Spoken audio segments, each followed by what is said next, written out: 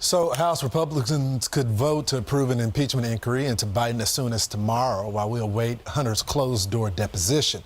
Here to tell us more is House Majority Leader Congressman Steve Scalise. Leader, it looks like this has become the prosecution aspect versus the inquiry aspect. Can you explain to the audience on how you get to the inquiry versus the full prosecution?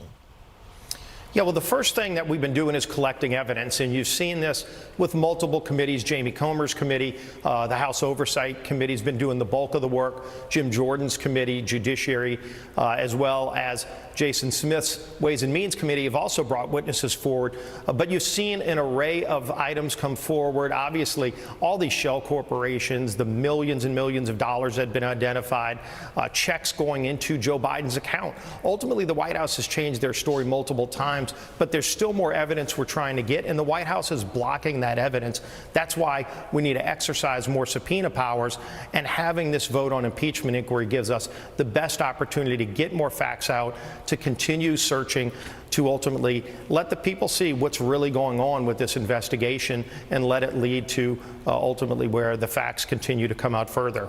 So meanwhile, while this is going on in Congress, Hunter Biden's attorney is asking for the indictment to be dismissed. This is what he told in that letter. He said the indictment against Mr. Biden must be dismissed because it violates a divergent agreement that is in effect between Mr. Biden and the prosecution. In exchange for Mr. Biden giving up various rights, the prosecution agreed to provide immunity. This prosecution is not legally authorized because David Weiss was unlawfully appointed as special counsel. The problem is the Delaware judge threw this agreement out of the window. So what is he talking about? Look, he's been trying to block this. The White House has been trying to block getting the facts out. You've seen even with archives, there's alias names that Joe Biden was using that they're trying to obfuscate a lot of the facts. That's why we need to have the vote on impeachment inquiry tomorrow and then ultimately bring this before a judge, because the White House is trying to keep the public from seeing all the facts. We're going to get the facts out one way or another. And I think as people see more facts, they're alarmed.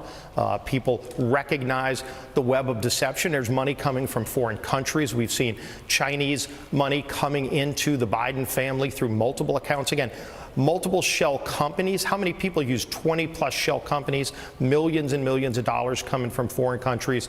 Hunter wasn't registered as a foreign agent. We've seen Joe Biden change his tune on what the relationship was on the business dealings with his son. He said he had no involvement in his son's businesses. That turned out to be false. He's actually getting direct cash payments.